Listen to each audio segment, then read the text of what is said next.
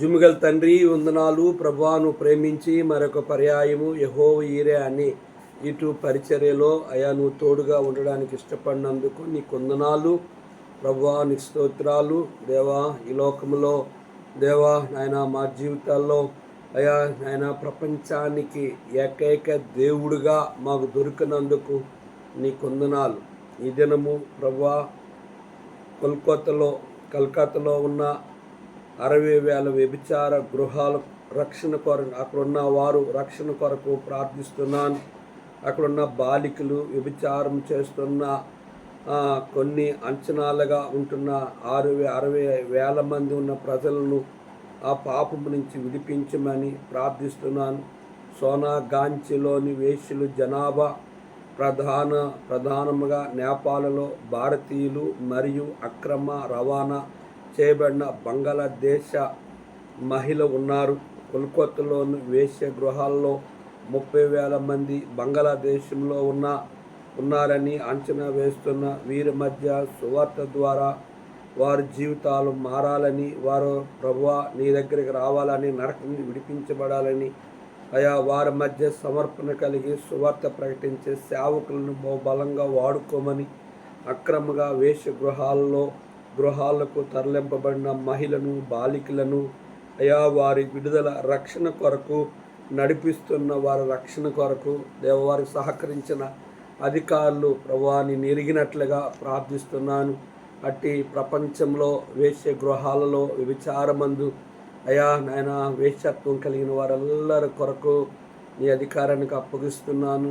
పాపము నుంచి వారిని విడిపించి నీ రాజ్యం కొరకే వారిని సిద్ధపరచుమని యేసు నామంలో వేడుకుంటున్నాం తండ్రి, ఆమేన్.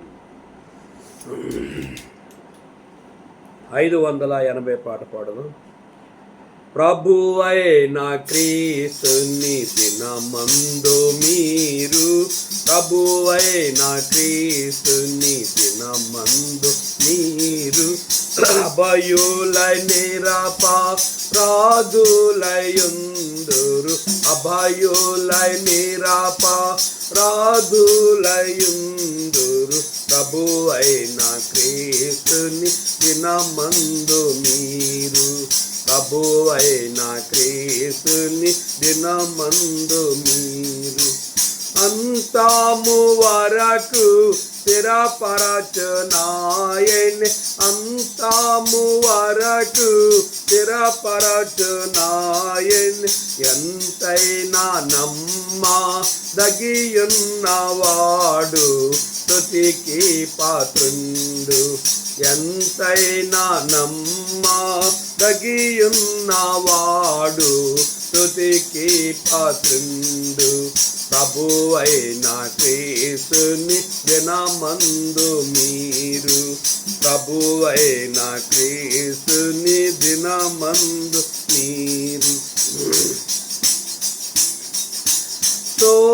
శోధనలాటే కృంగియున్నామి, శోధనలాటే కృంగియున్నా మీకు బాధలో శాంతిని ఇచ్చువాడు, ఓదార్చువాడు. బాధలో శాంతిని ఇచ్చువాడు, ఓదార్చువాడు. ప్రభువైన క్రీస్తుని దినమందు మీరు, ప్రభువైన క్రీస్తుని దినమందు మీరు గత జీవితములో తప్పిపోతీరంతో, గత జీవితములో తప్పిపోతీరంతో. మితిలేని దేవుని వాత్సల్యత ఎప్పుడు తప్పిపోదు, మితిలేని దేవుని వాత్సల్యత ఎప్పుడు తప్పిపోదు. ప్రభువైన క్రీస్తుని దినమందు మీరు, ప్రభువైన క్రీస్తుని దినమందు మీ అవిధేయులై బహు దుఃఖ పెట్టితిరి, అవిధేయులై బహు దుఃఖ పెట్టితిరి. దేవుని కనికర ఎంతో గొప్పది, విడచిపోనిది. దేవుని కనికర ఎంతో గొప్పది, విడచిపోనిది. ప్రభు అయిన క్రీస్తుని దినమందు మీరు, ప్రభు అయిన క్రీస్తుని దినమందు మీరు.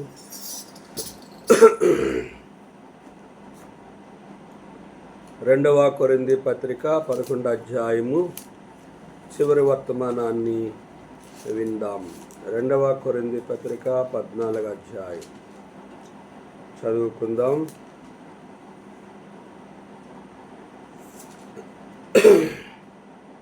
11వ అధ్యాయము 26 నుంచి చదువు. అనేక పర్యాయములు ప్రయాణములోను, నదుల వలన ఆపదలోను, దొంగల వలన ఆపదలోను, నా స్వజనుల వలన ఆపదలోను, అన్యజనుల వలన ఆపదలోను, పట్టణములో ఆపదలోను, అరణ్యములో ఆపదలోను, సముద్రములో ఆపదలోను, కపట సహోదరుల వలన ఆపదలోను ఉంటిని. ప్రయాసముతోను, జాగరణముతోను, కష్టముతోను, ఆకలి దప్పులతోనూ, తరచుగా ఉపవాసముతోనూ, చలితోనూ, దిగంబరత్వముతో ఉంటిని. ఇంకనూ చెప్పవలసినవి అనేకములు ఉన్నవి. ఇవియో గాక సంఘములన్నిటిని గురించి చింతయో కలదు. ఈ భారము దినదినము నా కలుగుచున్నది. ఎవడైనను బలహీనుడు ఆయన, నేను బలహీనుని కానా? ఎవడైనను తొట్టుపడునా, నాకు మంట కలగదా? బలే బాలే మాట, బంగారు మాట, బైబిల్లో మాట, యేసు మాట. బలే బాలే మాట, బంగారు మాట, బైబిల్లో మాట, యేసు మాట. నా జీవితాన నీ జీవితాన మరువాని మాట, యేసు మాట. నా జీవితాన నీ జీవితాన మరువాని మాట, యేసు మాట. ప్రభునందు ప్రియమైన యెహోవా ఈరే అనే లైవ్ ద్వారా, యూట్యూబ్ ద్వారా దేవుని వాక్యం వింటున్న పరిశుద్ధులకు, దేవుని సేవకులకు, అన్యజనులైన మా ప్రియులకు, దేవుని వాక్యం వింటున్న వారెల్లరికీ కూడా ప్రభువైన యేసుక్రీస్తు నామములో యెహోవా ఈరే అనే ఈ యొక్క యూట్యూబ్ పరిచర్యలో వింటూ ఆత్మీయంగా బలపడుతూ మా కొరకు ప్రార్థిస్తున్న మీ అందరికీ శుభములు లేదా వందనాలు తెలియజేస్తున్నాను. అపోస్తలుడైన పౌలు ఎఫెసీ చెరసాల్లో ఉంటూ ఈ మాటను కొరింథీ సంఘానికి ఈ ఉత్తరాన్ని రాస్తూ ఉన్నాడు. పౌలు అనేక ప్రయాణములోను, నదుల వలన ఆపదలోను, దొంగల వలన ఆపదలోను, స్వజనుల వలన ఆపదలోను, అన్యజనుల వలన ఆపదలోను, కపట ఆపదలోను, పట్టణములో ఆపదలోను, అరణ్యములో ఆపదలోను, సముద్రములో ఆపదలోను, కపట సహోదరుల వలన ఆపదలోను ఉంటిని. కనుక పౌలు ఇన్ని శ్రమానుభవముల గుండా తన సేవా జీవితంలో ముందుకు ప్రయాణం చేస్తూ ఉంటుండగా వీటన్నిటినీ ఎవరు అనుమతించారు అనేది మనం గమనిస్తే దేవుడే. ప్రభువైన యేసుక్రీస్తు వారు పౌలు గురించి ఒక సాక్ష్యాన్ని అపోస్తుల కార్యంలో అనానీకి ప్రభువు చెప్పాడు. చూడండి, అపోస్తుల కార్యం 9వ అధ్యాయంలో పౌలు గురించి దేవుడే తనకు సాక్ష్యం ఇస్తూ వచ్చాడు. చూడండి, 9వ అధ్యాయము 15వ వచనం. అందుకు ప్రభువు, నీ వెళ్ళము, అన్యజనుల ఎదుటను, రాజుల ఎదుటను, ఇశ్రాయేలు ఎదుటను నా నామము భరించుటకు ఇతడు ఏర్పరచుకున్న సాధనమై ఉన్నాడు. ఇతడు నా నామము కొరకు ఎన్ని శ్రమలు అనుభవింపవలనో నేను ఇతనికి చూపుదనని అతనితో చెప్పాను. గమనించారండి? కనుక అననీకి ప్రభు ఇచ్చిన సాక్ష్యం ఏంటంటే, ఇతడు నా నిమిత్తము ఎన్ని శ్రమలు అనిపించాలో, రాజుల ఎదుట, అధికారుల ఎదుట, గొప్పవారి ఎదుట ఎన్ని శ్రమలు అనిపించాలో నేను అతనికి చూపిస్తాను. అర్థమైందా?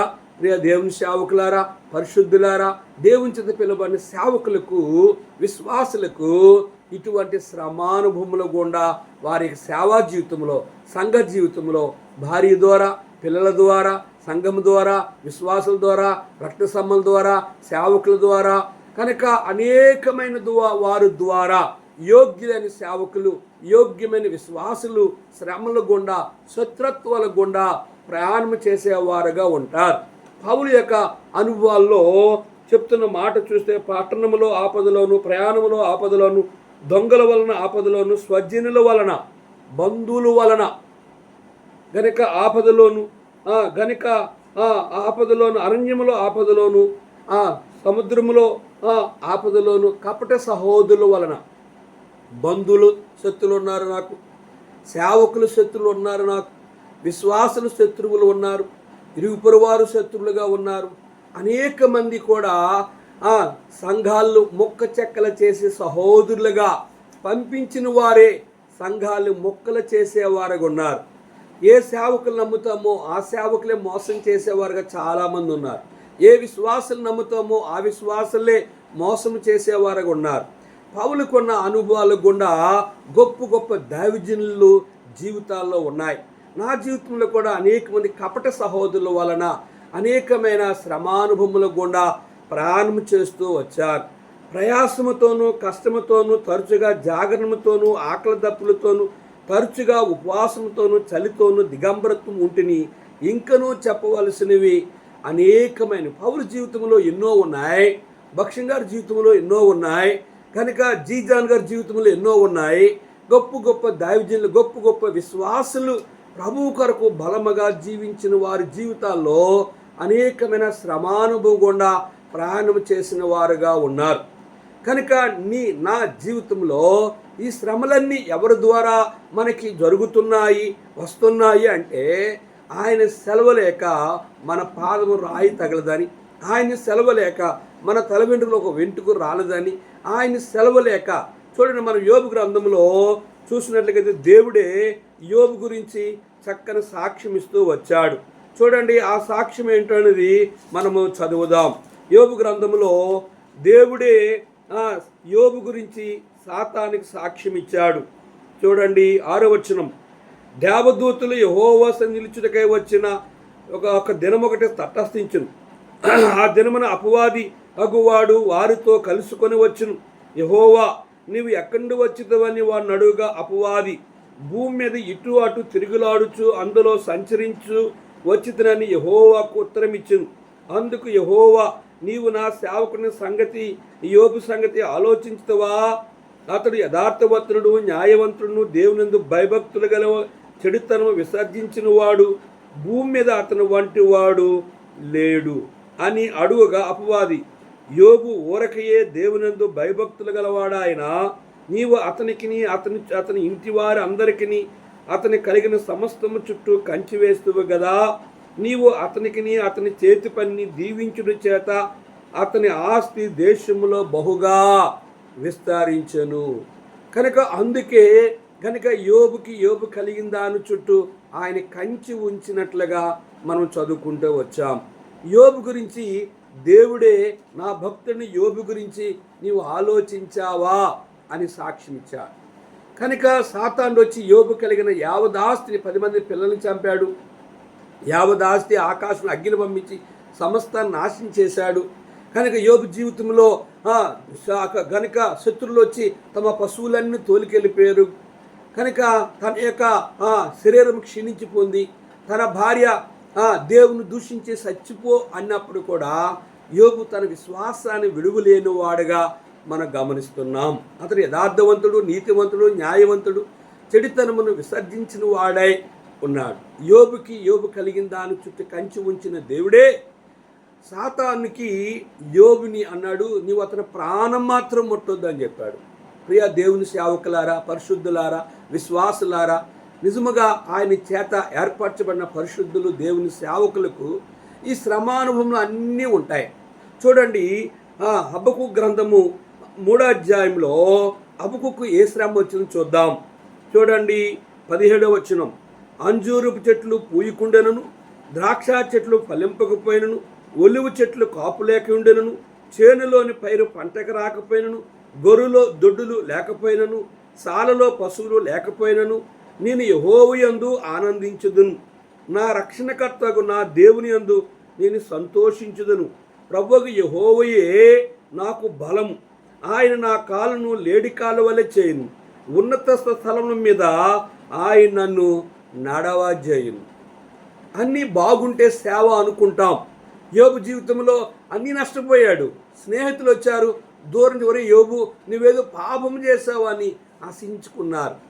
ఒక ఎలీఫజు ఆ స్నేహితుడు మాత్రమే యోబు నీ భక్తి నీకు ధైర్యం పుట్టింపదా, నీ యథార్థ ప్రవర్తన నీ నీతికి ఆధారము కాదని అతను ధైర్యపరిచాడు. అయితే యోబు తన శత్రువుల అందరి కొరకు ప్రార్థించినప్పుడు తిరిగి తనకు క్షేమస్థితి కలిగినట్లుగా మనం లేఖనంలో చదువుదాం. చూడండి, యోబు ఏం ప్రార్థన చేశాడు? 10వ వచనంలో, మరియు యోబు తన స్నేహితుల నిమిత్తము ప్రార్థన చేసినప్పుడు యెహోవా అతనికి క్షేమస్థితి మరలా అతని కలుగు దయచేసెను. మరియు యోబునకు పూర్వము కలిగిన దాని అంతటికంటే రెండంతలు అధికముగా యెహోవా అతనికి దయచేసెను. అప్పుడు అతని సహోదరులందరూ అతని అక్క చెల్లందరూ అంతకుముందు అతనికి పరిచయాలైన వారును వచ్చి అతనితో కూడా అతని ఇంట అన్నపానం పుచ్చుకొని యెహోవా అతని మీదకి రప్పించిన సమస్త బాధను గూర్చి ఎంత లేసు దుఃఖమును పొందుతువని అతని కొరకు దుఃఖించు అతను వాదార్చిడి.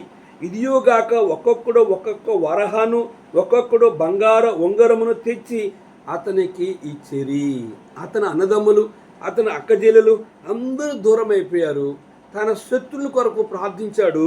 అందరూ తిరిగి యోబు దగ్గరకు వచ్చి ఒక్కొక్కడు ఒక్కొక్క వరహ ఉంగరాలను ఒక్కొక్కడు బంగారు ఉంగరాలు ఇచ్చి ఇంత బాధ ఎలా భరించావు యోబు? కనుక నిజమైన సేవకులకు నిజమైన విశ్వాసులకు ఏముంటాయంటే శ్రమలు, కష్టాలు, బాధలు, నిందలు, అవమానాలు ఉంటాయి. ఇక్కడ మనం చూస్తే అంజూరపు చెట్లు పూయకుండాను, ద్రాక్ష చెట్లు ఫలింపకపోయినను, ఒలివ చెట్లు కాపు లేకుండాను, చేనులోని పైరు పంటకు రాకపోయినను, గొర్రెలో దొడ్డులు లేకపోయినను, సాలలో పశువులు లేకపోయినను, నేను యెహోవా యందు ఆనందించుదును. ఈరోజు సేవకులు విశ్వాసులు అన్ని పరిస్థితులు బాగుంటే, కారు ఎక్కితే, విమానం ఎక్కిపోతే, పెద్ద బిల్డింగులు ఉంటే, కొన్ని సంఘాల చేతులుంటే, కొన్ని కోట్ల రూపాయలు, లక్షల రూపాయలు వాళ్ళ చేతును ఆడితే, వారి సంఘంలో వేల కొలది మనుషులుంటే దేవుడు అనుగ్రహించింది అని చెప్పగలిగే వారు ఆ ప్రపంచంలో చాలామంది ఉన్నారు. కానీ యోబు కలిగిన శ్రమలు కానీ, ఇక్కడ అబుకుకు జరిగిన శ్రమానుభవంలో కానీ వెళ్ళినప్పుడు నువ్వు ఈ రీతిగా ప్రభువులో ఆనందించగలవా? ప్రభువులో సంతోషించగలవా? ఇంకా మనం గమనిస్తే యోసేపు అన్నదమ్ములే యోసేపుని గోతులు వేశారు, తీశారు, అమ్మివేశారు. యోసేపు జీవితంలో తల్లిదండ్రులు నిందించారు. యోసేపు జీవితంలో పొతిఫర భార్య నిందించింది. యోసేపు జీవితంలో చెరసాలలో అధికారులు అతను నిందించారు.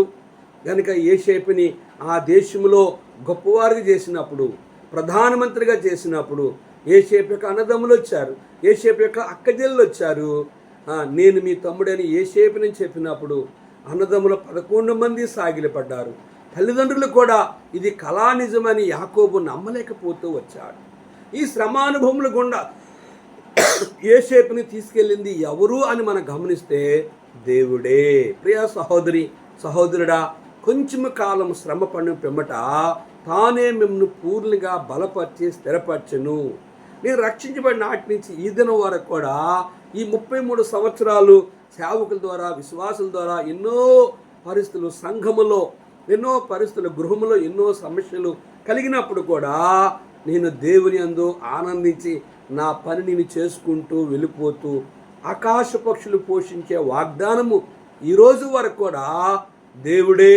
నా వెనుకెవరు లేరు, నా ముందెవరు లేరు. మా విశ్వాసులందరూ బయటి సేవకుల దగ్గర ఉన్నారు. ఆ సేవకులైనా ఆ విశ్వాసులైనా కనుక సంఘం ఎలాగుంది, సేవకుడు ఎలాగున్నారు పట్టించుకునేవారు లేరు. 4 సంఘాల్లో ఉన్నవారు కూడా ఎలాగున్నావో అనేవారు లేరు. కానీ నేను మొదటి నుంచి కూడా నేర్చుకుంది ఏంటంటే, యేసు తప్ప ఎవరూ వారికి కనబడదు. మోషే మాయమైపోయి రూపాంతర కొండ మీద, ఏలియా మాయమైపోయి రూపాంతర కొండ మీద, యేసు తప్ప ఎవరూ వారికి కనబడలేదు.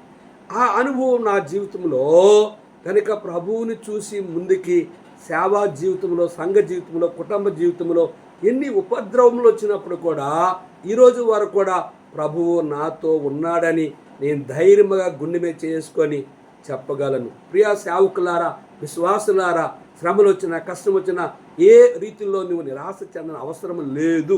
అపోస్తలుడైన పౌలు ఇంకేమంటున్నట్టే, ఇవియుగాక సంఘములన్నిటి గూర్చి చింతయు కలదు, ఈ భారము దినదినము నాకు కలుగుచున్నది.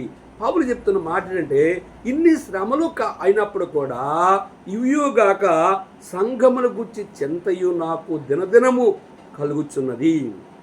నిజమైన సేవకుడు, నిజమైన విశ్వాసి తన కొరకు తను ప్రార్థన చేసుకోడు, తన సంఘము కొరకు తను ఆరాటపడ్డు. కానీ ప్రపంచంలోని సంఘాలు, నేను ప్రపంచము, దేశం, రాష్ట్రం, జిల్లా, మండల, గ్రామం, ప్రతి మోకాలు, కొండ, ఎడారి, అరణ్య, సముద్ర, లోయ, ఎడారి, పర్వతాల మీద, మంచు ప్రాంతాల్లో, హిమాలయాల్లో, భూమి మీద, ఆకాశం మీద, సముద్రం కిందన ప్రయాణం చేసేవారు, అండర్ గ్రౌండ్లో ఉన్నవారు, ప్రతి ఒక్కరి కొరకు, భారతదేశంలో కాక ప్రపంచంలో సంఘాలన్నిటి కొరకు, సేవకుల కొరకు, పరిశుద్ధుల కొరకు, నామకార్థ క్రైస్తవులు, దేవుని విరోధంగా సేవ చేసేవారు, విశ్వాసులని చెప్పుకొని విశ్వాసము లేని వారి కొరకు అనుదినము నా శత్రులందరినీ సేవకులుగా ఉన్నారు, విశ్వాసులుగా ఉన్నారు, అనేకులుగా ఉన్నారు, బంధువులుగా ఉన్నారు, కనుక కపట సహోదరులు ఉన్నారు, సేవకులు ఉన్నారు.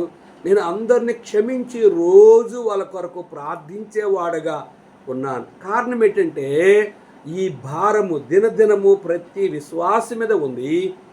సంఘముల గురించి చింత, పరిశుద్ధుల గురించి చింత, సేవకుల గురించి చింత, అనేక నశించిపోతున్న నరాక్ష భక్షకులు, అనేక అరణ్యములో, ఎడారిలో, లోయల్లో, ఇంకా అనాగరికులుగా ఉండే అనేక భాషలు కలిగిన, తెగలు కలిగిన మనుషులు, ఇంకా వాళ్ళు ప్రభువైన యేసుక్రీస్తు వారిని ఎరగని వారి కొరకు దినదినము నేను ప్రార్థన చేయొచ్చు. నేను ఒక్కనే కాకుండా ప్రపంచంలో యోగ్యులైన పరిశుద్ధులు, యోగ్యులైన విశ్వాసులు అందరూ కూడా అనుదినము ప్రార్థన చేస్తున్నారు.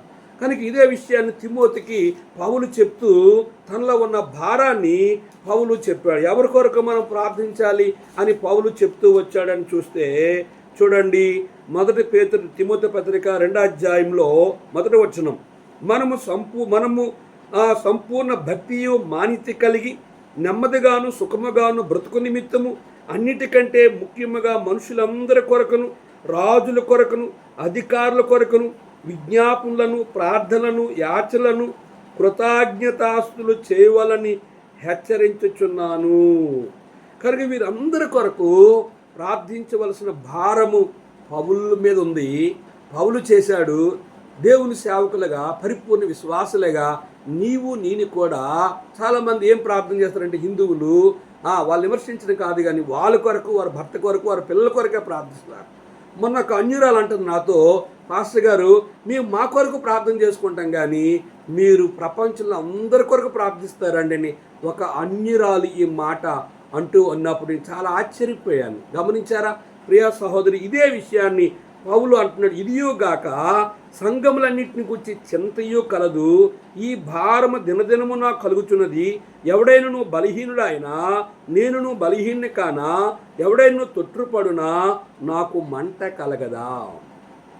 ఇక్కడ పౌలు రెండో విషయం చెప్తున్నా, ఎవరైనా బలహీనుడైతే నేను బలహీనుని కానా, ఎవడైనా తొట్టుపడితే నాకు మంట కలదు. ఎవరైనా బలహీనంగా ఉంటే వారిని బలపరచాలి, కురుంగిపోయిన వారిని లేవనెత్తాలి, కొత్తగా సేవకు వచ్చిన వారిని ప్రోత్సహించాలి, కొత్తగా రక్షించబడిన వారిని దయచేయాలి.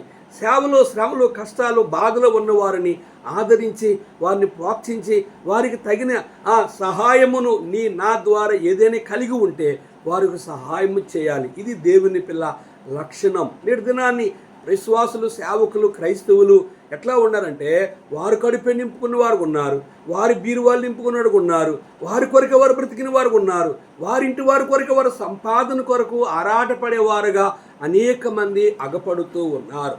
కనుక యేసు ప్రభువారు అన్నారు, నేను ఆకలిగా ఉన్నాను నాకు ఆహారం ఇచ్చారా, నేను దప్పుగా దాహం తీర్చారా, నేను రోగ్గా ఉన్నాను చూడవచ్చారా, నేను పరదేశంలో నన్ను చేర్చుకున్నారా, నేను చెరసాలో నాకు ఎప్పుడు ప్రభువులా ఉన్నావంటే, మిక్కిలి అల్పులని ఈ నా సహోదరులో మీరు ఒకనికి చేయగనుక నాకు చెయ్యలేదని చెప్పాడు. కనుక ఎవరైనా బలహీనంగా ఉంటే అతను బలపరచాలి. ఎవరైనా తొట్టుపడితే అతని గురించి మన హృదయంలో ఎవరైనా పడిపోతే, ఎవరైనా విడిచి వచ్చిన పాపంలో జారిపోతే, ఎవరైనా పరస్త్రీ వాళ్ళలో పడిపోతే, ఎవరైనా విశ్వాసజీవితంలో పడిపోతే, ఎవరైనా లోకానికి వెళ్ళిపోయినట్లయితే, ఎవరైనా పాపంలో లోక సంబంధ కార్యాల్లో పడిపోయి దేవునికి దూరం అయిపోతే వారి గురించి మనం ప్రార్థించాలి, వారిని ధైర్యపరచాలి, వారిని తిరిగి ప్రభువు దగ్గరికి నడిపించడానికి వారి విషయంలో మన హృదయంలో మంట. దావీదు అంటాడు, నా హృదయం నాలో మండుతుంది. ఇర్మియా అంటాడు, నా కన్నీరు ఏర్లైపోతుందంట. కనుక నా ఎముకలు మండుతూనే అంటాడు. కనుక ప్రసవించే స్త్రీ వంటి వేదన కలుగుతుంది అంటున్నాడు. సంఘంను గురించి చింత నాకు కలదని పౌలు ఎందుకు చెప్తూ వచ్చాడంటే, ప్రియ సహోదరి సహోదరుడా, ప్రియ దేవుని సేవకులారా, మన సంఘం కొరకే, మన ఇంటి వారి కొరకే, మన బంధువుల కొరకే కాదా, ప్రపంచంలో ఉన్న వారు అందరి విషయంలో, తొట్టిపడిన వారి విషయంలో, బలహీనుల విషయంలో, కురుంగిపోయిన వారి విషయంలో మన హృదయంలో మంట వేదన ఉండాలి. అతిశయపడవలసి ఉంటే నేను నా బలహీనత విషయమై సంగతుల గురించి అతిశయపడుదును.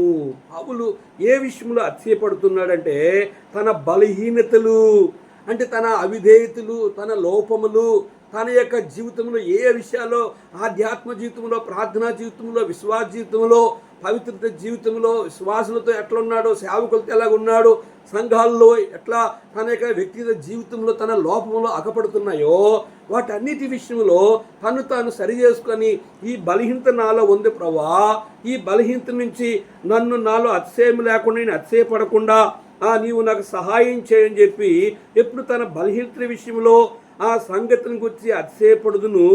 నేను అబద్ధం ఆడట్లేదని నిరంతరము స్తుతింపడుచున్న మన ప్రభువు యేసుక్రీస్తు యొక్క తండ్రి అయిన దేవుడు ఎరుగును.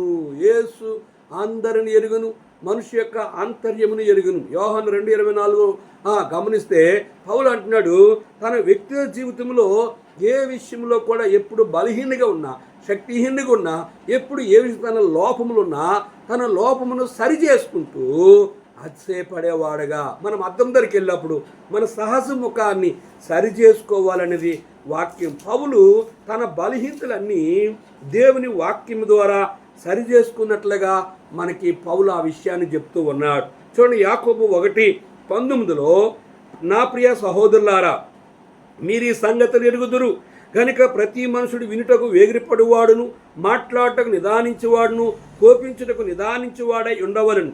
ఎందుకనగా నరుని కోపము దేవుని నీతిని నెరవేర్చదు.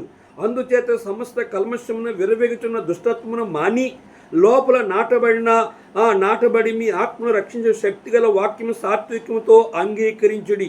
మీరు వినివారు మాత్రమై ఉండి మిమ్మల్ని మీరు మోసపుచ్చుకొనకుండా వాక్య ప్రకారం ప్రవర్తించేవారిన యుందుడి. ఎవడైనా వాక్యం వినివాడై ఉండి దాని ప్రకారం ప్రవర్తింపని వాడైతే వాడు అద్దములో తన సహజ ముఖమును చూచుకొని మనుషుని పోలియున్నాడు. వాడు తన్ను చూచుకొని అవతలికి పోయి తాను ఎట్టివాడో వెంటనే మరిచిపోవును కదా. అయితే స్వాతంత్రమునిచ్చు సంపూర్ణమైన నియమంలో తేరి చూచి నిలకడగా ఉండేవాడెవడో వాడు విని మరుచువాడు కాక తన క్రియను చేయువాడయుండి తన క్రియల్లోనూ ధన్యుడగును. గమనించారా? ఈ మాటలన్నీ పౌలు ఒక్క మాటలో ఇక్కడ చెప్తూ ఏం చెప్తాడంటే, నేను అతిశయపడవలసి ఉన్నది, నేను నా బలహీనత విషయమై సంగతుల గురించి అతిశయపడుతూ ఉన్నాడు. తన బలహీనతలన్నీ దేవుని ముఖములో, వాక్యపు ముఖములో తన అంతరంగము, తన బలహీనతలన్నీ చూపించినప్పుడు ఒప్పుకొని విడిచిపెట్టి పశ్చాత్తాపడి ఉన్నాడు. మన జీవితంలో వాక్యమైన అర్థంలో వాక్యం చదివినప్పుడు దేవుడు మాట్లాడతాడు, కనుక సేవకుడు చెప్పినప్పుడు మాట్లాడతాడు, కనుక ఆయన స్వరం ద్వారా మాట్లాడతాడు, స్వప్నం ద్వారా మాట్లాడతాడు, కళల ద్వారా మాట్లాడతాడు, దర్శనం ద్వారా మాట్లాడతాడు. వెనుక నుంచి ఆయన స్వరము వినిపించి మాట్లాడతాడు. ఇన్ని పర్యాయంలో మాట్లాడిన పౌలు ఏం చెప్తున్నట్టే, నేను అబద్ధం ఆడట్లేదని నిరంతరము స్తుతింపడుచున్న మన ప్రభు అయిన యేసు యొక్క తండ్రి అయిన దేవుడు ఎరుగును. చాలామంది విశ్వాసాలు అబద్ధాలు ఆడతారు, చాలామంది సేవకులు అబద్ధాలు ఆడుతారు. కనుక దేవుడు నిన్ను క్షమించుడు. నామకార్థ క్రైస్తవులు, పండుగ క్రైస్తవులు, ఆదివారపు క్రైస్తవులు, అలవాట క్రైస్తవులు, ఆచార క్రైస్తవులు, వేషధార క్రైస్తవులు, దొంగ విశ్వాసులు, దొంగ పాస్టులు అబద్ధం ఆడితే ఆడొచ్చు. కానీ ప్రకటన లో లేఖనం చూస్తే చూడండి, మనం ఏం ఆడకూడదని వాక్యం చెప్తుంది. ప్రకటన గ్రంథము 21 అధ్యాయము 11 ఎవని పేరైన జీవ గ్రంథమందు వ్రాయబడినట్టు కనబడిన యెడల వాడు అగ్నిగుండములో పడవేయబడును. 21:8 పిరికివారును, అవిశ్వాసులను, అసహాయులను, నరహంతకులను, వ్యభిచారులను, మాంత్రికులను, విగ్రహారాధకులను, అబద్ధికులు అందరూ అగ్నిగంధమండు గుండములో పాలు పొందుదురు. ఇది రెండవ మరణం. ఎవని పేరు, ఏ విశ్వాస పేరు, ఏ సేవకుని పేరు రాయబడ్డదో వారు అబద్ధమాడరు. పౌలు అంటున్నాడు, దమస్కాలో అరేత అను రాజు క్రింద ఉన్న అధిపతి నన్ను పట్టగోరి కావలియుంచి దమస్కీల పట్టణమును భద్రము చేసెను. దమస్క అనే పట్టణములో అరేత అను రాజు క్రింద ఉన్న అధిపతి నన్ను పట్టగోరి కావలియుంచి దమస్కీల పట్టణమును పోలీసుల చేత పట్టణమంతా గాలించి సౌలు అనే వ్యక్తి పౌలుగా మారాడు. ఇంతవరకు కూడా యేసు దేవుడు కాడనే వ్యక్తి ఇప్పుడు యేసే దేవుడని ప్రకటిస్తూ ఉన్నాడు. అతను ప్రధాన యాజకులకి కనుక మన దేశమంతా కూడా ఇబ్బంది పెడుతూ ఉన్నాడు. అతన్ని పట్టుకొని ఎలాగైనా చంపాలని ప్రయత్నం చేస్తే అపోస్తున్న పౌలుని వారు ఏ రీతిగా రక్షించినట్లుగా మనం లేఖనములో చూద్దాం. చూడండి, అపోస్తుల కార్యం 9వ అధ్యాయం. అపోస్తుల కార్యం 9వ అధ్యాయంలో పౌలుని వారు ఏ రీతిగా రక్షించారనేది మనం చదువుదాం. 9వ అధ్యాయము 21వ వచనం చదువుతాను. చూడండి, లేదా 19. పిమ్మట అతడు దమస్కులోని శిష్యులతో కూడా కొన్ని దినములుండును. వెంటనే సమాజ మందిరంలో యేసే దేవుని కుమారుడని ఆయన గురించి ప్రకటించవచ్చును. విన్ను వారందరూ విభ్రాంతి నుండి యెరూషలేములో ఈ నామను బట్టి ప్రార్థన చేయని వారిని నాశనం చేసిన వాడు ఇతడు కాడా, వారిని బంధించి ప్రధాన యాజకుల యొద్దకు కొనుపోటుకు ఇక్కడ కూడా వచ్చి ఉన్నాడని చెప్పుకొనిది. అయితే సౌలు మరి ఎక్కువగా బలపడి ఈయనే క్రీస్తుని రుజువుపరుచు దమస్కాలో కాపురమున్న యూదులందరినీ కలవరపరచును. అనేక దినములు గడిచిన పిమ్మట యూదులు అతను చంపను ఆలోచింపగా వారి ఆలోచన సౌలునకు తెలియవచ్చును. వారు అతని చంపవాలని రాత్రింబగళ్ళు ద్వారబంధముల యొద్ద కాచుకొని చుండిరి. గనుక అతని శిష్యులు రాత్రివేళ అతను తీసుకుని పోయి గంపలో ఉంచి గోడ గుండా అతన్ని క్రిందికి దింపిరి. అరేత అని రాజు కింద ఉన్న అధిపతి పౌలుని పట్టి చంపాలని ప్రయత్నం చేసినప్పుడు శిష్యులు గంపలో ఉంచి తాడు గట్టి ఆ గంపలో నుంచి రహస్యమైన స్థలంలో దించి అక్కడి నుంచి ఇంకొక ప్రాంతానికి పంపించినట్లుగా మనం చూస్తున్నాం. 33వ వచనంలో అప్పుడు నేను ఆ కిటికీ గుండా గోడ మీద నుండి గంపలో దింపబడి అతని చేతి నుండి తప్పించుకొని పోతిని. ఎవరు తప్పించారు అంటే శిష్యులకి ఆలోచన ఎవరిచ్చారు? పౌలుకే ఆలోచన ఎవరిచ్చారు? ఎవరు? ఆ పట్టణమంతా పోలీసులు పౌలు కొరకు కాపలా ఉంటుండగానే దేవుడే శత్రువైన రాజుల నుంచి, అధికారుల నుంచి, యూదుల నుంచి, అక్కడున్న పౌలుకి వ్యతిరేకులు ఉన్న వ్యక్తుల నుంచి దేవుడే మళ్ళా చదువుతాను. అప్పుడు నేను కిటికీ గుండా చూడండి 32 దమస్కలో అరేత అను రాజు క్రింద ఉన్న అధిపతి నన్ను పట్టగోరి కావలయుంచి దమస్కీల పట్టణమును భద్రము చేసును. అప్పుడు నేను కిటికీ గుండా గోడ మీద నుండి గంపలో దింపబడి అతని చేతి నుండి తప్పించుకుని పోతిని. పౌలు తప్పించుకున్నాడా, దేవుడు తప్పించాడా అని మనం గమనిస్తే దేవుడు తప్పించడు, పౌలు తప్పించుకోలేదు. నీవు నేను శత్రువుల నుంచి తప్పించుకోలేము. నేను ఇక్కడ ఈ స్థలంలో రాజు రామచంద్ర సేవకు వచ్చి ఇక్కడి నుంచి వెళ్ళిపోవాలని చాలా భయంకరమైన సమస్యలు వచ్చాయి. శత్రువు పలు రకాలుగా సమస్యలు తీసుకొచ్చినప్పుడు కూడా మా నాన్నగారు కూడా అన్నారు, వరే అక్కడ వద్దు, వచ్చారంటే నేను చావు కొరకు ఆ స్థలానికి వెళ్ళాను, నేను ఆ స్థలం విడిచి రాను అని చెప్పాను. అన్నీ ఇందా చెప్పాను. మన సేవ అనేది పువ్వుల బాట కాదు. మన సేవ సంఘ విశ్వాస ఆధ్యాత్మ జీవితంలో పౌలు అంటాడు, నా కొరకు నీతి కిరీటం ఉంచబడ్డది. కనుక ఎన్ని శ్రమలు వచ్చినా అనేక పర్యాయములు మరణం నుంచి దేవుడు నన్ను కాపాడుతూ వచ్చాడు. ప్రియ దేవుని సేవకులారా, పరిశుద్ధులారా, నీ జీవితంలో ఎన్నో భయంకరమైన శ్రమానుభవం కూడా నువ్వు ప్రయాణం చేయొచ్చు. అయితే వాటి విషయంలో నువ్వు భయపడక నిన్ను నీవు ఆయనకు అప్పగించుకొని, ప్రభువా పౌలును తప్పించినట్లుగా, యేసుదాస్ గారిని కాపాడినట్లుగా, నన్ను కాపాడినట్లుగా, నా వెనుకొచ్చిన తరమవారైన విశ్వాసులని సేవకులతో కూడా కీర్తన 23 మొదటి మాట, యెహోవా నా కాపరి, నాకు లేమి కలగదు. కానీ కీర్తన 34:7, యెహోవా యందు భయభక్తుల వారి చుట్టూ ఆయన దూత కావలి ఉండి మన రక్షించును గాని మనము రక్షించుకోవటము అసంభవం. గనుక మన దేవుడు ప్రభువు మన పక్షం ఉండగా మనకు అనేక విరోధులు ఆ పట్టణంలో ఉన్నప్పుడు కూడా దేవుడే పౌలుని ఆ చోటుని తప్పించాడు. ఈరోజు వరకు కూడా నన్ను అనేకమైన శ్రమల గుండా నా జీవితంలో కలిగిన వాటన్నిటిని కాపాడిన దేవునికి మనం కృతజ్ఞత చెల్లించి ముందున్న శేష జీవితంలో ఇంకెట్టి శ్రమల్లో ఉన్నవారిని అయినప్పుడు కూడా ఆయన కాపాడి ఆదరించి తోడుండే దేవుడు గనుక అట్టి ప్రభువైన యేసుక్రీస్తు వారి ఎదుట నామకార్థులుగా, అవిశ్వాసులుగా, దొంగ సేవకులుగా ఎవరైనా ఉంటే, ప్రభువా నన్ను కూడా రక్షించు, నన్ను కూడా నా పేరు జీవగ్రంథంలో రాసినట్లుగా, ఎన్ని శ్రమలు వచ్చిన నిజమైన సేవకుడిగా, నిజమైన విశ్వాసంగా నేను అబద్ధం ఆడకుండా నేను నీ కొరకు బ్రతుకుట్లో నాకు సహాయం చేయని నీవు ఆయనకు అప్పగించుకుంటే ఆయన నీకు తోడుగా ఉండి నడిపిస్తే ఈ లోక శ్రమంలో అన్ని అనుభవాలన్నీ కూడా పరలోకంలో నీకు ఆయన చోటు ఇవ్వడానికే యేసుప్రభువు వారు శ్రమానుభవములన్నీ నీకు నాకు మాదిరిగా ఉన్నాడు. ఆ పౌలు గారి శ్రమలన్నీ కూడా నీకు నాకు మాదిరిగా ఆయన మన మధ్య ఉంచాడు. కానీ మన శ్రమానుభవములన్నీ మన వెనుకొచ్చిన యోగ్యులైన విశ్వాసులకి, యోగ్యులైన సేవకులకి మనము మాదిరికరముగా ఉండినప్పుడే కనుక మన పరిచర్యలో, కుటుంబంలో ప్రభువు మనతో ఉన్నప్పుడు కూడా అన్ని శ్రమలు వచ్చిన వాటిని కాపాడేవాడు ఆయనే. ప్రార్థన చేసుకుందాం. జీవగల తండ్రి, కొన్ని మాటలు మా ప్రియులు విన్నారు.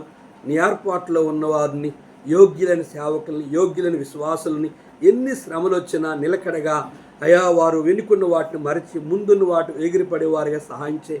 క్రైస్తవులని చెప్పుకొని, విశ్వాసులని చెప్పుకొని, సేవకులని చెప్పుకొని, నేను నమ్ముకొని, నేను కొనుక్కొని, నిన్ను సిలువేసి నీకు విరోధముగా జీవించిన వారు అన్యజనుల్లో కూడా నీ ఏర్పాట్లు ఉన్న వారిని రక్షించమని యేసు నామములో అడిగి వేడుకుంటున్నాం తండ్రి.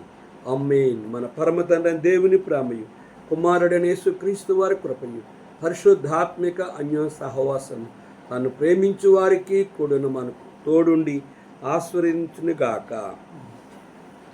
ప్రభువైన క్రీస్తుని దినమందు మీరు, ప్రభువైన క్రీస్తుని దినమందు మీరు మీ జీవితములలో వాగ్దానములను, మీ జీవితములలో వాగ్దానములను సజీవమౌ విశ్వాసము పొంది చేపట్టుకొనుడి, సజీవమౌ విశ్వాసము పొంది చేపట్టుకొనుడి.